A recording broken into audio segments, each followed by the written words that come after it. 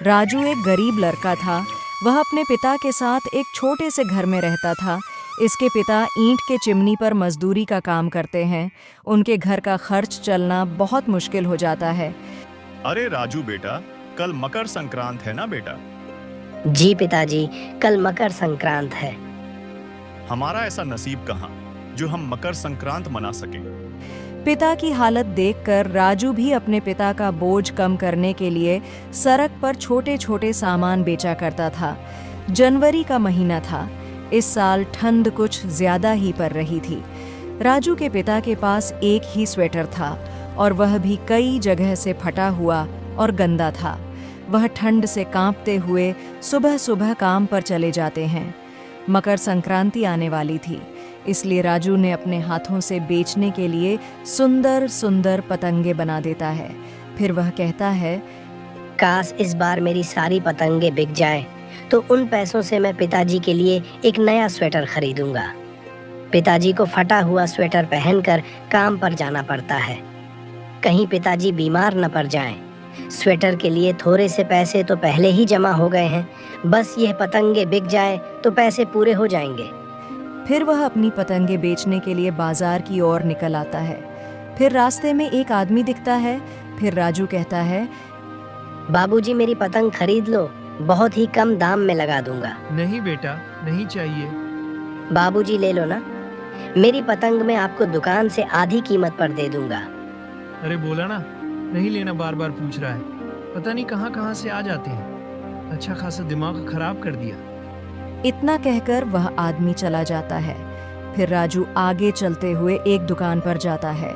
वहां उसे कुछ पतंग भी दिखते हैं। फिर राजू कहता है, अंकल जी मेरी पतंग ले लो, मैं आपको बहुत कम कीमत में दे दूंगा। नहीं नहीं, मेरे पास बहुत पतंग है, ये तो बिकी नहीं, और कैसे ले लूं? नहीं ले रहा, तू जा यहाँ से, मेरा दिमाग खराब मत कर। फिर राजू निराश होकर अपने घर की ओर निकल आता है। राजू के पिता उसकी हालत देखकर समझ जाते हैं और कहते हैं, क्या हुआ बेटा, आज भी नहीं बिकी पतंग? पता नहीं पिताजी क्या हो गया है, मैंने बहुत कोशिश की मगर कुछ नहीं हुआ। तुम चिंता मत करो बेटा, कल का दिन भी आएगा, इतनी जल्दी हार मत मानो। राजू के पिता को अगले महीने तनख्वाह मिलेगी। इस वजह से राजू के पिताजी भी बहुत परेशान थे। उन्होंने अपने बेटे को दिलासा तो दे दिया, लेकिन वह खुद भी बहुत परेशान थे। फिर अगले दिन जब सुबह हुई तो राजू भी अपनी पतंग बेचने के लिए जाने लगा। फिर वह कहता है, आज तो मकर संक्रांत है, शायद आज मेरी पतंग बिक जाए। इतना कहकर राजू आगे की ओर चलने लगा।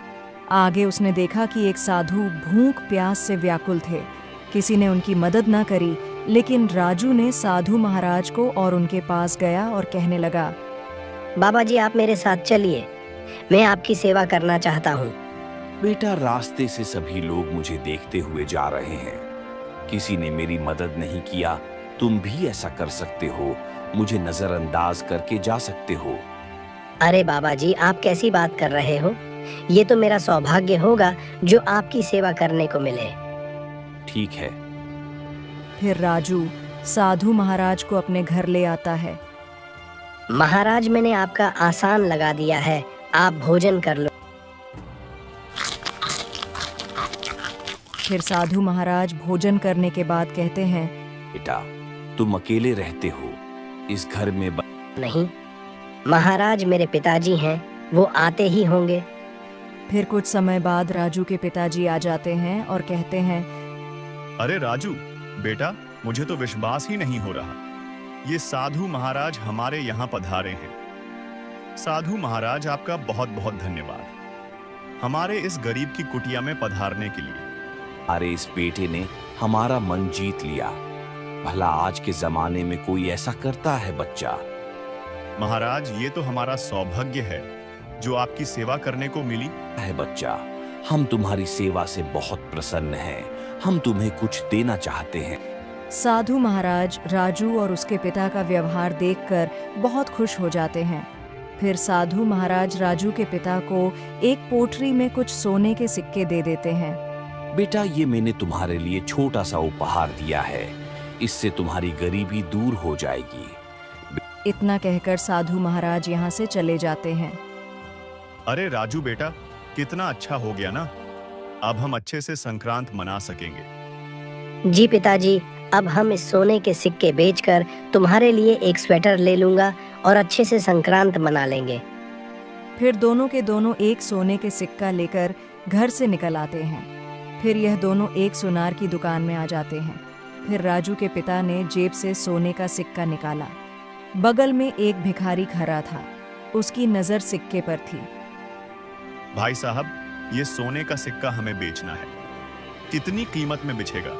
जी रुकिए, अभी मैं चेक करके बताता हूँ। सुनार सिक्का लेने ही वाला इतनी देर में उस भिखारी ने राजू के पिता को धक्का दिया और चकमा देकर सोने का सिक्का ले गया।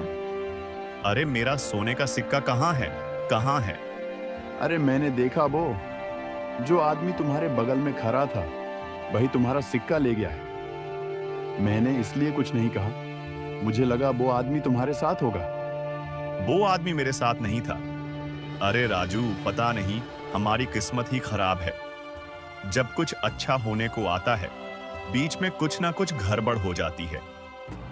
फिर राजू धीरे से कहता है, पिताजी आप चिंता मत करो, हमारे पास और भी सिक्के हैं। ये तो उस चोर का नसीब था जो वो हमसे सिक्के को ले गया। मगर आप चिंता मत करो पिताजी, हम दोबारा घर जाएंगे और सिक्के लेकर आएंगे। फिर से दोनों घर से सिक्के लाते हैं और सुनार को देते हैं। फिर सुनार भी बहुत सारे पैसे दे देता है और राजू और उसके पिताजी अच्छे से मकर संक्रांति मनाते हैं और राजू भी अपने पिताजी के लिए स्वेटर ले लेता है। इस तरह राजू और उसके पिताजी खुशी खुशी जीवन व्यतीत करते हैं। दोस्तों, अगर आपको हमारी वीडियो अच्छी लगती है तो वीडियो को लाइक और चैनल को सब्सक्राइब कर देना।